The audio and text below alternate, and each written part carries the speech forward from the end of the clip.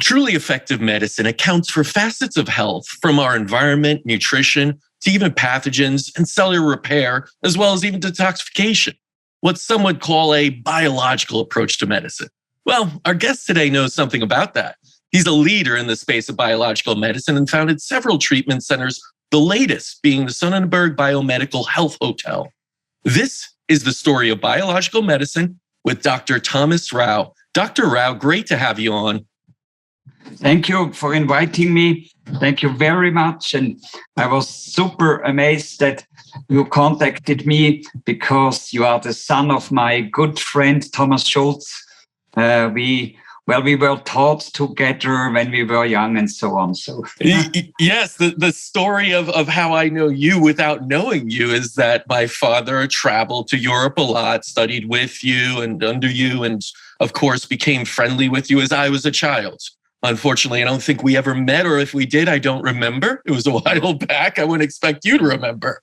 But, you know, when I think about European biological medicine and all your impact, I also want to go back to your understanding that you too were a conventional doctor first. What was that story that led you into becoming this pioneer in European and Swiss biological medicine? Well, you know, I was educated as a normal doctor. I did the final examination. Well, I even had the final examination in the US. Oh. And because I studied there too. And so then I became a rheumatologist for internal medicine. We call it specialization rheumatologist. And this I would say gave the key to my development afterwards, because, you know, my patients, I was leading, this was really a gift of God that in young age, I was entitled to lead a big kurhaus with many beds and so, and they were doing rehabilitation. And so we had all these with rheumatoid arthritis, this kind of patients, or lupus, or sclerodermia, or all these difficult things. And honestly, they came 3 weeks, they got better. Well, of course, because they got steroids, you know. But then, in fact, they did not really get better. And so I had patients who came, especially I remember one, she said, "Oh, Dr. Rau, you're a wonderful doctor, but, you know, now I finally got better." Well, good. So, then I asked the question, which normally doctors don't ask, but what did you do? Mm-hmm. And she said, "Oh, I went to this doctor and he did he found that I was hyperacidity problem, and so that my nutrition was wrong." And so, what? You have rheumatoid arthritis? No, I had rheumatoid arthritis, but this was due to my hyperacidity of the body. And so I went to detoxify and to alkalize the body. What alkalinization? What is this? And where did you go? This was the next question. Nobody asks me now. My patients, where did you go? She said, "Oh, to Dr. Wertmann in Salzburg." And he is the one who, well, then I took the phone. "Can you, colleague, we have a mutual patient. You helped her so much. What did you do?" And this colleague was very amazed that somebody calls and somebody asks what he does. And then I asked, "Well, would it be possible that I visit, like your father visited me?" So this is very rare. And so I learned, like apprenticeship. Mm-hmm. And during at least 20 years, my wife and myself, we spent our holidays and we went to all these biomedicine popes. And we learned, so because you can't learn these techniques. It's like your father went to Paris and had very, very important mind change there. Yes. And so I had my mind changers, and this is, Do you think that's part of the problem in medicine right now, is that you don't have such a curiosity in conventional medicine? It almost seems that when a doctor goes through training, that's it. They've learned all they can and they stop and they go to continuing medical education, but very much so in what they've already learned. Whereas I see doctors and I think, why aren't they going out into the world and doing what you did, what my father did, and finding more apprenticeship? Yeah, that's really a problem. Doctors now, even the students, well, at least in Europe, there is a selection technique so that you select repetitive individuals and not questioning individuals. So that's a very big difference. And so then they get taught what they have to say, guidelines. They have to follow the guidelines. They learn 6 years in university, they learn to follow guidelines. And poor boy, if you don't follow the guidelines, you fall out of our society. So, well, I know it's a little bit cynic what I say, but what a real doctor, a health person would need is questioning, finding, individualization. So I always say, I never treat diagnoses. I always treat human beings. Yeah. No, it's a beautiful thing when you switch from diagnosis, which is just a word, a description, to actual human beings, to actually listening to humans, not just putting a label and saying that's what I'm treating. But it's so rare. And even I'm sure you see this, and I'd love to ask you about, some of the difference in the patients you see from around the world, but aren't they always so curious to get a diagnosis? They want almost the label. Sometimes they say, what is my diagnosis? Yes, of course. I ask the patient, when you come, please bring your diagnosis, bring all the findings. The Americans, they come with piles of documents when they come to us. Right. But this is very good because I'm trained orthodox-wise. So I know how to analyze these bundles of findings. But at the end, I say, look, it's still about you. You have all the diagnosis, but nobody told you what is the cause behind the diagnosis. And we try to find causes. Absolutely. This is the biggest difference. In German, we call ourselves Ursachenmedizin, which is the medicine which looks for causes. And that's the important thing. And when you look at my book, well, I know that your father was working the same way. When we always, in every patient, we try to find toxic load. We find to analyze the immune system. In cancer patients, why is the immune system really pushed down? In autoimmune patients, why is it over-triggered? Normally, there is a virus behind or bacterial diagnosis and so on. And when you talk about root causes, exactly. You created a 3-pillar approach to this. Can you go into that, what those pillars are? Yeah, this is the 3 pillars, Dr. Rao's 3 pillars of biological medicine. I was in the last 30 years, we had so many patients when I left the old clinic, which I built up over 30 years. Then we had, our patient number was 88,000.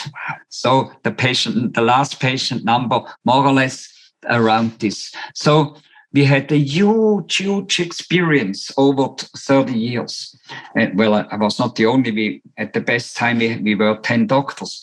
But what we found in our root cause approach, we found in most patients we have 3 pillars. Pillar number 1 is the toxicity. People are so extremely toxic nowadays. Right. From food, from environment, from agricultural pesticides, and so on. And we use techniques to find these toxins. For example, only a little example, in breast cancer, we always find a heavy metal toxicity. Always. It's either it is mercury, cadmium is also very problematic, or we find a organic toxins, perfluorooctanic acid, which is a textile product which you need in tissues and so on. These kind of toxins which come into the body. And the barrel of toxicity just builds up until it overflows. Then the patients come to us. But we always find this barrel full. Pillar number 1, toxicity. And very often in 40% of the American, there are statistics. Well, we are very scientific also, but on a better level. In 40% of our American cancer patients, we find a genetic deficiency in detoxification. The body can't detoxify. So in these persons, the mercury load, the cadmium load, the lead load, the DDT load, the glyphosate load, they just increase until it gets epigenetic and the cancer begins. So this is a toxic influence which makes, well, if you do not detoxify these patients and only remove, for example, the breast cancer, which orthodox medicine does, then it will come again, either in metastases or on the other side, because the root cause is not removed. So this is number 1. Number 2, my colleague, the guy in Salzburg, which became a good friend and really my mentor and my teacher, he said, cancer is an intestinal disease, always, he said. Well, cancer is an intestinal disease, but he passed away. Dear friend Conrad, I have to say you were right. This is fantastic. You were right. I see this in every patient. Why? Because our immune system is laying in the gut. It's 80% of the T cells, T lymph cells, or the natural killer cells, or even macrophages. They are in the intestines. And if your intestine is a wreck, if you eat wrong during decades, they get the immune system, the intestinal immune system gets less and less and less until it's no more enough around.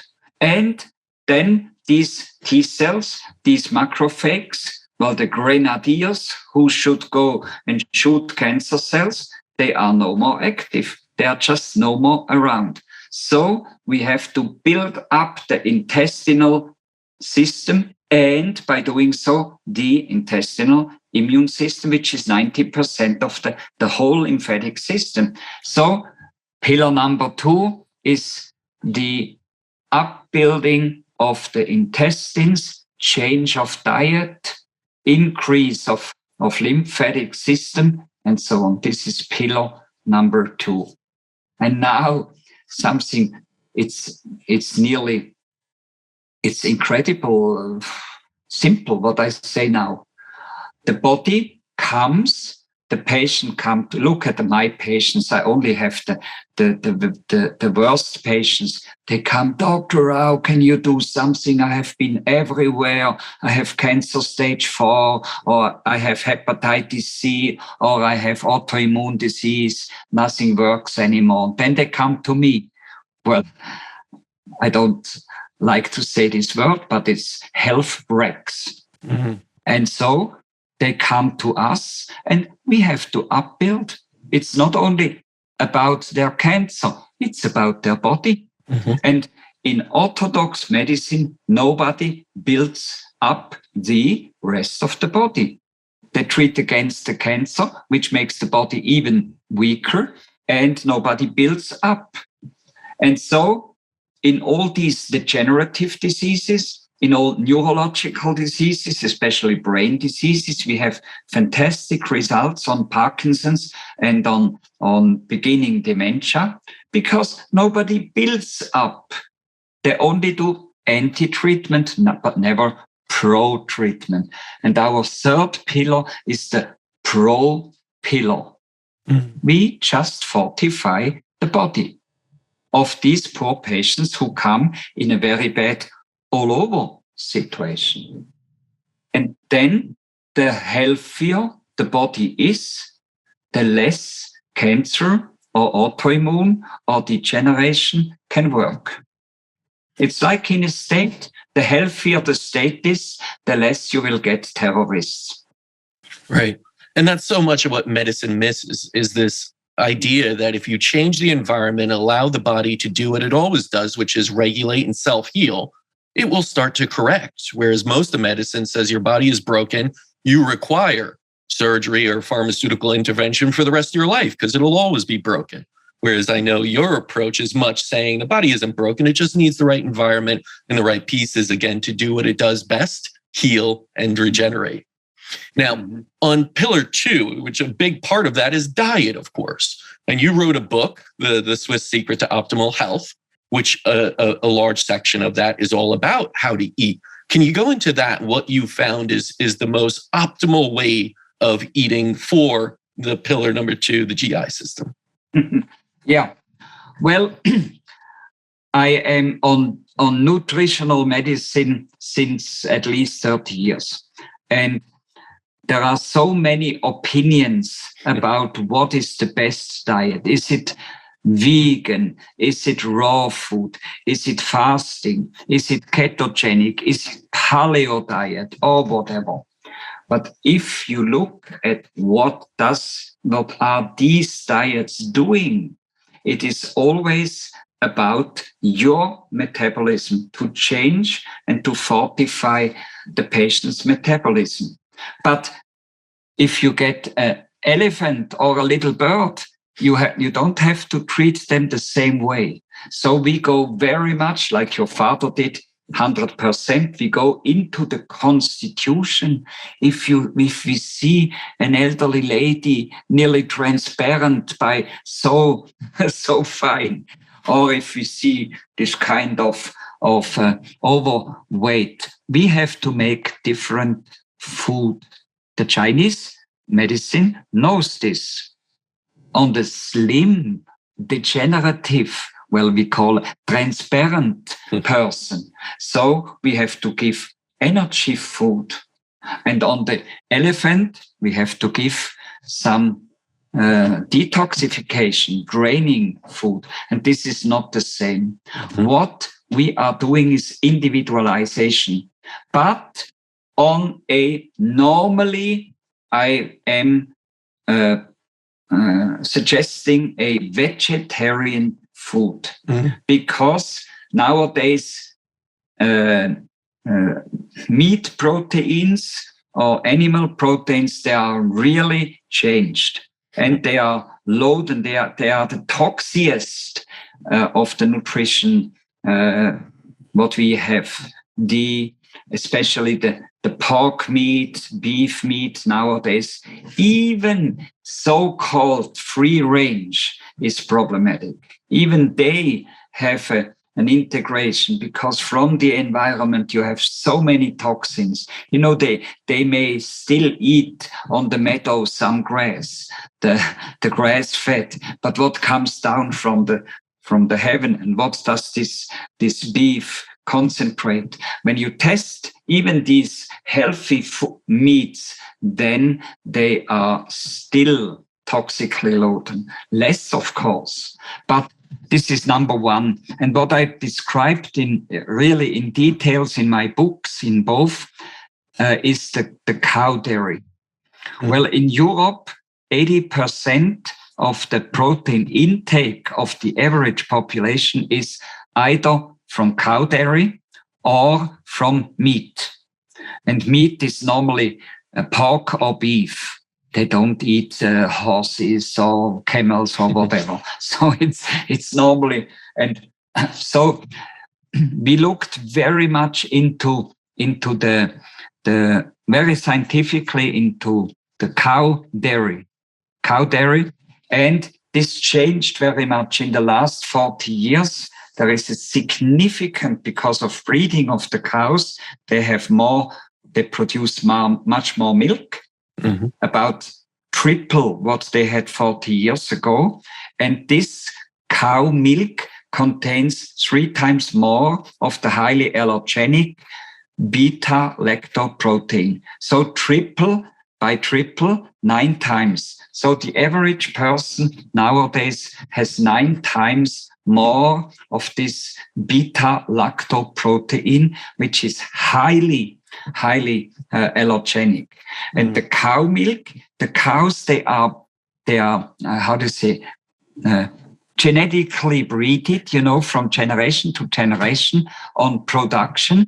And cow milk contains growth factors. That's why the little wheel, when they get born, they get bigger so quickly because they have the cow's milk. And our patients, they take this cow milk, and this cow milk contains so much growth factors so that, growth can come to this person, for example, breast cancer growth. So it has been proven. Of course, you don't read this in the papers and in the journals. So that cow milk, for example, is cancerogenic for breast cancer, is cancerogenic for prostate cancer. All these hormonal depending cancers, they can be stimulated. So this is why I tell my patients, do not eat any cow milk protein. Cow milk products. Yeah. And it's somewhat counter, to what is trending now, let's say. If you look at, let's say, social media or influencers, you have Carnivore MD that says eat only meat. You have a ketogenic push where you have some people that get short-term weight loss and say, oh, wow, it's a wonderful diet. You should do more ketogenic and do it with intermittent fasting. If you were to go beyond, let's say, a patient who obviously has high toxicity and probably would not benefit, do you think a healthy individual can benefit from these types of, I'm not going to say fad diets, but what is popular right now? Our average diet is very close. It's too much protein loading and too much sugar loading.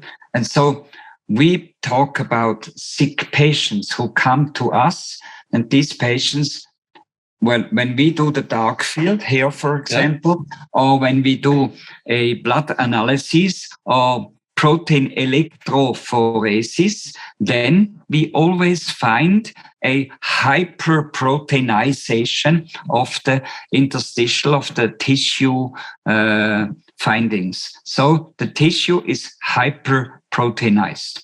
That's why I tell the patients, come down from, the average patient takes 130 grams of protein per day, and we can only process about 40 to 60 grams. So we have overload.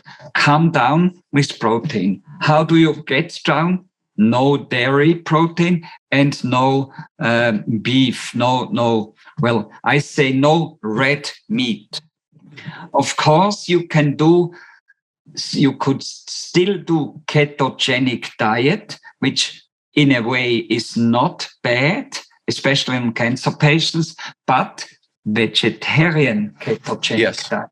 This would be the trick. So I tell my patients, I'm like John Wayne, I have one gun with 2 bullets and no dairy, no sugar. So these are my 2 first bullets. No sugar, no dairy. Then the average Western person is already much, much closer to how they should eat.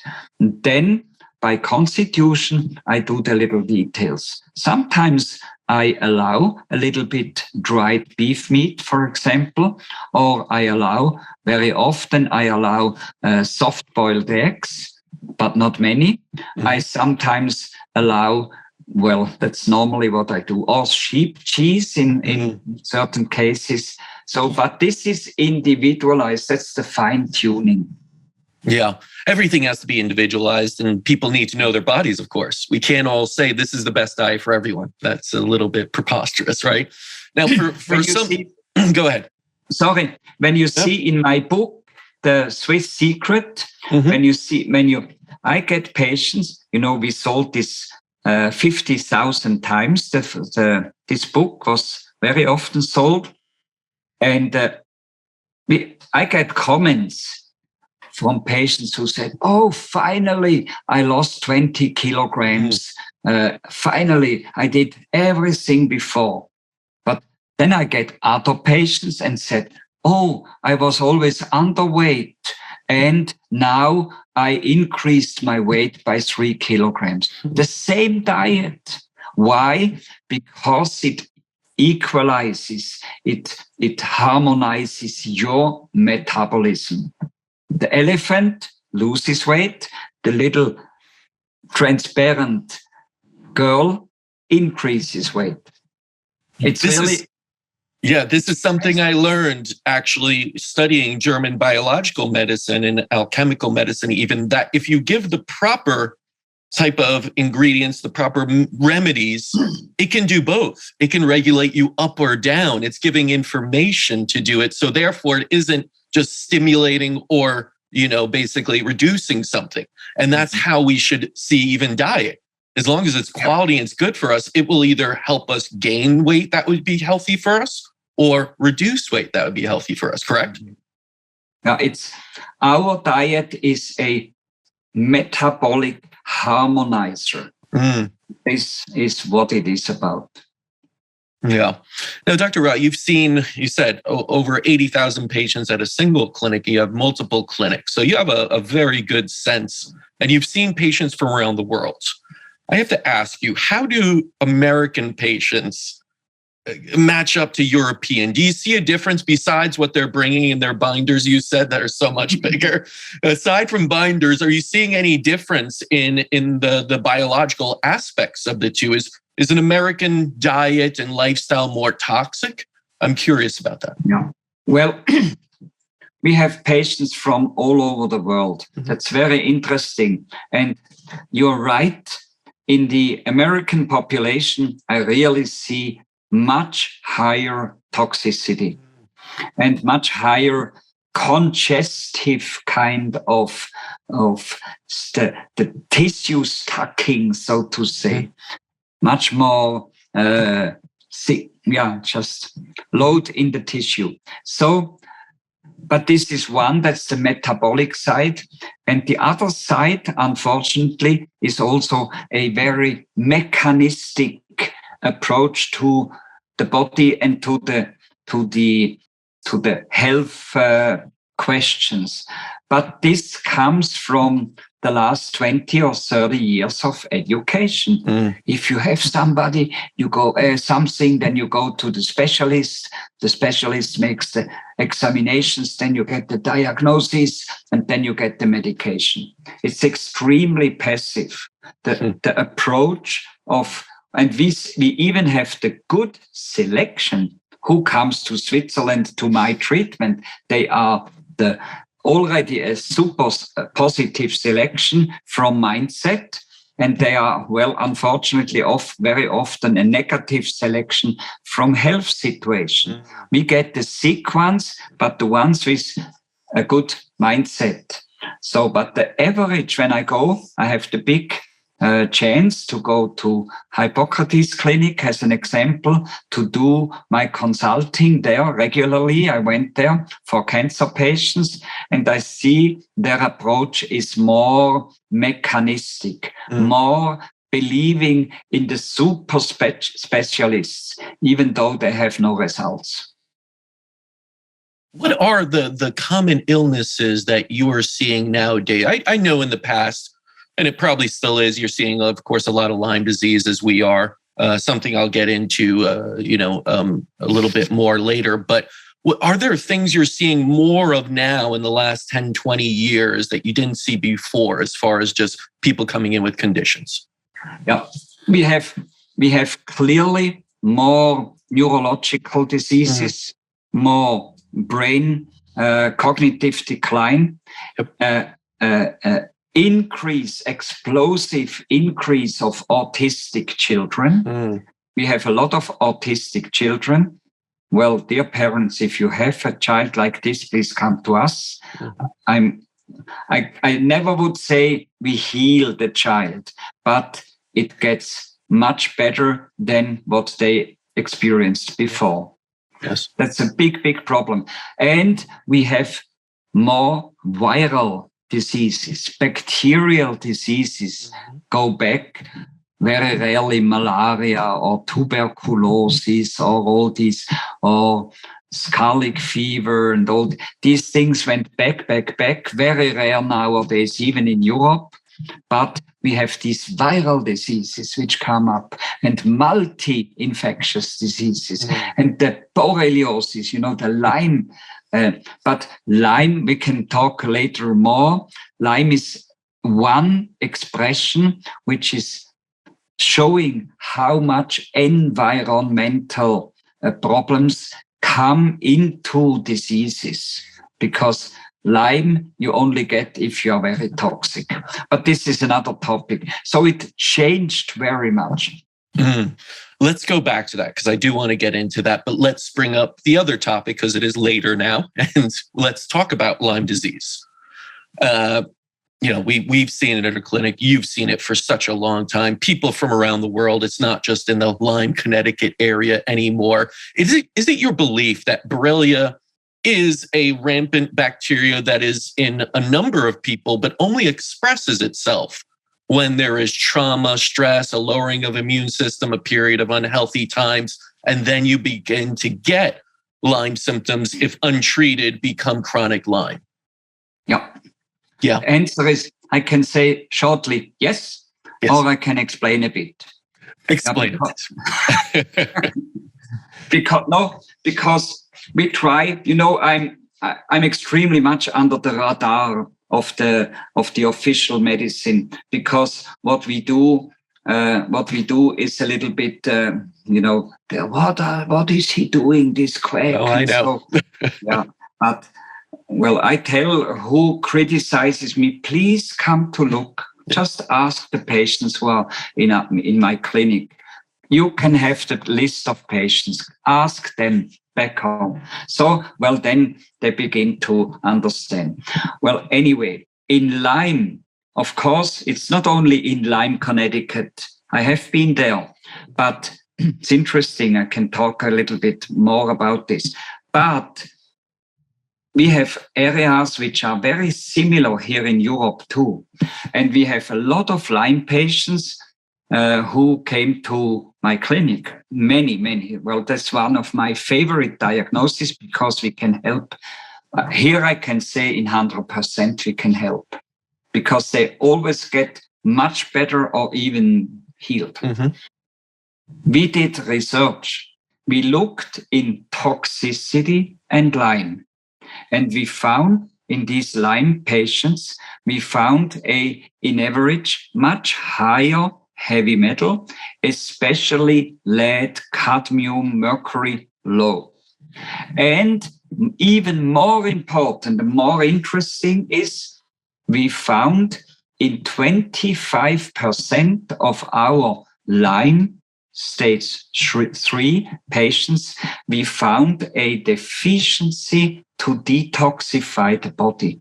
They had either glutathione transferase lack, a genetic deficiency, or they have methyltransferase, folate transferase lack. So they could not detoxify the body. The body didn't have the pathways. So they stored toxicity for years.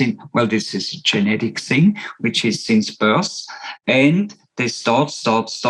And then these bacteria, which everybody has, I can go into this later, everybody has in this area a confrontation with Lyme Borrelia bacteria, everybody. So why do you get sick and the other one does not get sick? And these factors are which we have to work on. That's extremely important that we find the factors which the Borrelia in your body loves and then can get more pathogenic. Yeah. We have an area here in Switzerland, in Germany, on the River Rhine. Mm-hmm. It's very much similar to this area where Lyme, Connecticut is, with the lakes, with the river, with the forests, and with the deer in the forest. And so it's very similar climate-wise too. And here there is an area where also in the towns that we have a lot of, why is it more in the towns than in the non-towns? But the ticks are more out in the forests, but the people in the towns, they get more sick. Why? Because they are infected anyway. And so now it gets very interesting. They did research and they looked on these villages, in the countryside villages. They went to the schools and they tested all the school children, healthy as can be, the little country boys and girls. So they tested for Lyme. And they tested forest workers and they tested farmers in this area along the River Rhine, which is very humid and foresty. And they found 95% were in serum, in blood, positive for Lyme. So in New York, if you would bring them to New York and they would have some whatever symptom and they would find, you have Lyme stage, this is Lyme stage 3, but they were healthy as can be. You can't rely on lab findings when it's about borreliosis, Lyme disease. You can't rely because you can be wrongly negative. Right. And 95% of these healthy people were wrongly positive on Lyme finding. So when I see my patients nowadays, they have something health problem, they have perhaps cognitive problems, they have joint problems, back problems, whatever, or fibromyalgia. They go to a doctor, they don't find anything because they look wrongly, they don't test toxically. They do, in this case, it could be Lyme disease. They look for Lyme disease and they find, you have Lyme. But 95% of these German farmers and forest children, they had Lyme too. They had the same finding, healthy as can be. They are sick by something else and they have positive Lyme findings. And then they get antibiotics. And there is the guideline. It's really the business of infectiology. You can have the guideline. First, you give 3 weeks doxycycline and then rocephin and whatever. And the patients, they destroy their intestinal mucous membranes and the bacteria. The dysbiosis comes up and then the sickness really begins. I would say 90% of my Lyme 3 patients who were not successfully treated in the United States, they come to us, they are toxic or they have a severest dysbiosis due to the side effect of the antibiotics. Right. And when we treat this, Lyme disappears. And the co-infections. Yes, and other infections. Very often, in nearly 100% of these Lyme patients, we find several viruses, for example, Epstein-Barr, cytomegalovirus, varicella, shingles, we find positive, very high levels. So that's what I meant.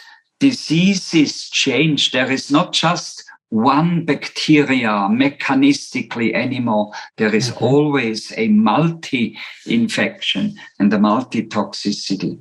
And if you balance all these things, which is a 3 to 3 weeks beginning, afterwards several months treatment to really rebalance your body and the immune system, the symptoms disappear. Lyme to me has always been fascinating because, of course, my father in the clinic here, we've seen so many as well. And you've seen so many patients come through. To me, it's the ultimate expression of germ theory versus terrain theory. When you throw a bunch of antibiotics, which is germ theory, and just say, blow them, attack the germ, yet you make the environment worse, it usually almost 100% does not work. Whereas if you go terrain theory and you start to change the environment to where the bacteria cannot persist, it usually works. It's a little bit slower, a little bit longer process to change environment, but it's much more beneficial. And to me, this is the ultimate kind of look at which one really works in practice. You could say germ theory is the right one and Pasteur, was correct and Enderlein wasn't, but Béchamp really. But this, I think this is a big tenet, right? Of biological medicine is terrain. You improve the inner milieu and you start to see better results, right? 100%. I agree 100%. Yeah. So, Lyme is a fantastic diagnosis. It was really super invention. You have a test which is always positive. You have something which you can treat against, but you treat against the wrong lab finding, and then you destroy the patients, and the patients get a chronic sickness. So you have a permanent customer. It's absolutely fantastic. Yeah. I know this is very cynic. Oh, no, but not for the pharmaceutical companies. It's very nice if you invest in these pharmaceutical companies because they have someone for life now from something somewhat benign, a tick bite or some, regular bacterial infection.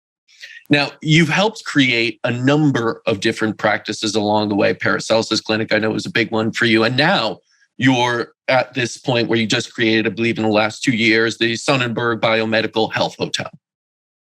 Can you tell us about that and how has it evolved as you open new ones?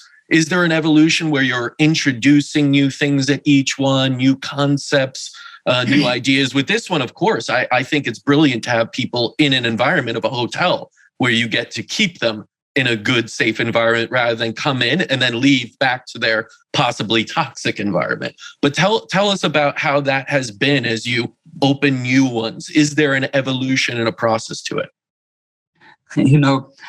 Our clinic now, I can do this because I'm quite solid financially and I have the experience. So I could buy this boutique clinic where we do so to say, the Rolls Royce of biological medicine.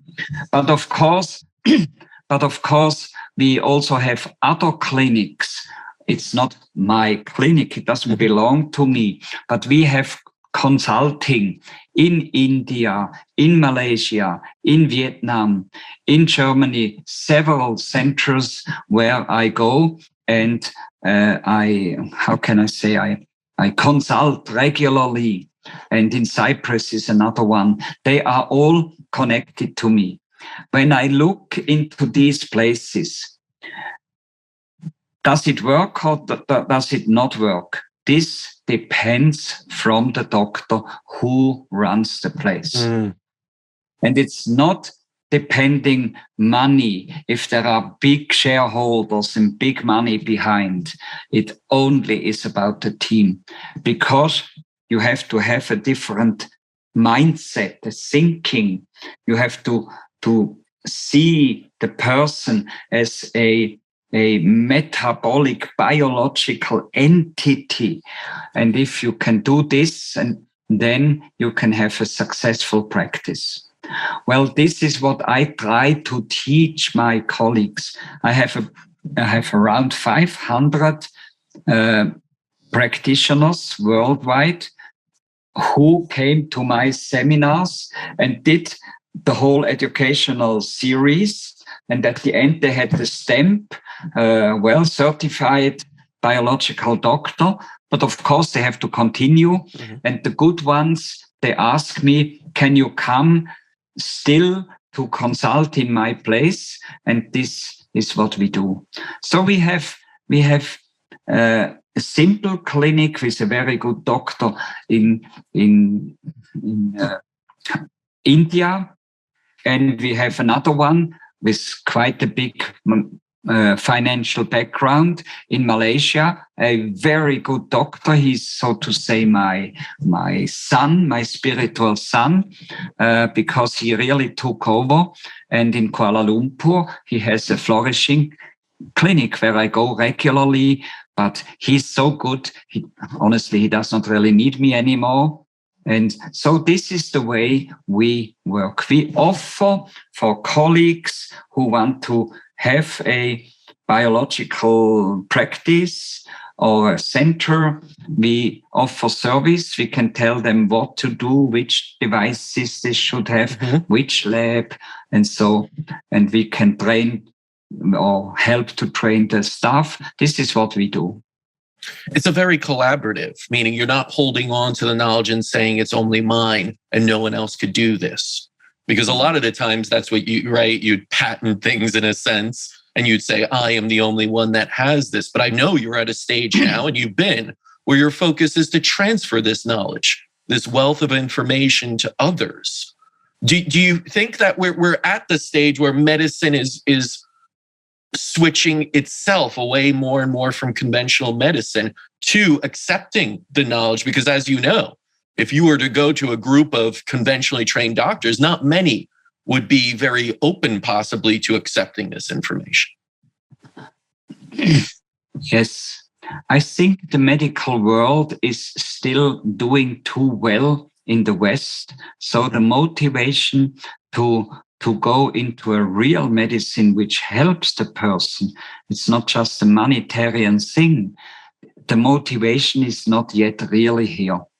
So many doctors, they see that their treatments are problematic, but they don't want to see this. And they just say, no, this is all quackery. I don't want to do this. And well, the worst are the ones who say, no, this doesn't work at all. I know this, it's not scientific. Well, this is as if I would say, look, Kaspar, it's impossible to speak in Chinese, only because I do not speak Chinese. You know, it's ignorance when I say something like this. And the same is with the doctors who say, what? Biological medicine, this is impossible. Well, in fact, they do not want really to know, because they would have to go into a process which is just difficult. Right. But it works. We look at my patients. Yep. Please come to my clinic, talk to the patients, their stories, and they will tell you that orthodox medicine in their cases didn't work. And now it works. Absolutely. I want to be 80%, we did a statistic in my former clinic, in the big one, we did a statistic, 80% of the patients who had to come international flight, who came from they had to take a big effort with plane, and so 80% they come back one or more times. That's a testament to the results. This is absolutely extraordinary, this coming back ratio. Right. And I think that's the beauty of this type of medicine, is that the results speak. And they're not the results that are just, hey, you'll feel better, take this pill, because that's not real healing. That is just masking symptoms and disease management. So, we have to change what the level of success is in medicine as well. Because if that's the case, you're still sick. You just need a pill every day. You'll need surgery, and then you'll need more pills. The real level of success is actually feeling better without the need, self-managing, self-healing, and then coming back for prevention, which is, of course, different. That's unheard of in conventional medicine, but it should be, the real measure of success. And then results speak. As you know, people tell families, my goodness, how come this isn't out there? And they come, whole families, whole towns come sometimes after they hear this, level of healing in people that could not find it in the conventional realm. So I think that's the biggest testament to biological medicine as a whole. It speaks for itself in its results. Yeah. We have from international clientele, we have more than 80% comes word of mouth. Mm-hmm. Because somebody told them, I have been there, you have to go there, and so on. Right. Where can people learn more about you, see you in person? I know you'll be in Florida next week, and I'll be honored to be there and meet, but where can they learn more? Well, you can come to our clinic. You can come to my seminars, my educational system. I will begin again this year a teaching a series, which is 3 times 2 days, a teaching over the year in English, online. We do it this year, we do it online. And you can go under the webpage Biomed -int, like international, biomed-int.com. And then you see my activities, my program, and for example, that I come on the 2nd of February. No, on the 3rd of February. The 3rd, yes, the Friday, next Friday. Friday, the 3rd of February, I will be in West Palm Beach in the convention hall to make a speech where I will speak exactly about new diseases, viral diseases, and the change of diseases. Of course, I will talk about COVID also. Well, I'm excited for that one, and I'll be very honored to meet in person while you're there in sunny Florida. And I just want to really personally thank you for all of your work. I mean, this is our first time connecting, but of course, I've been following very closely, and the impact on my father and what he's done and everything has been so vital to not just so many people's treatments, but understanding of a whole new way of looking at medicine and healing that is so important in today's world. So, Dr. Rao, thank you so much for the time. And again, look forward to meeting next week. Very welcome. Thank you also. And all the best to your father. And I'm looking forward to seeing you. And thank you for the opportunity to spread my word. Thank you. So as you've heard, we've gotten so far away from holistic healing with our single-minded approach. But fortunately, we have wonderful physicians like Dr. Rao to encourage a more comprehensive view of human health and healing, which is so important. So again, thank you. And until next time, continue writing your own healing story.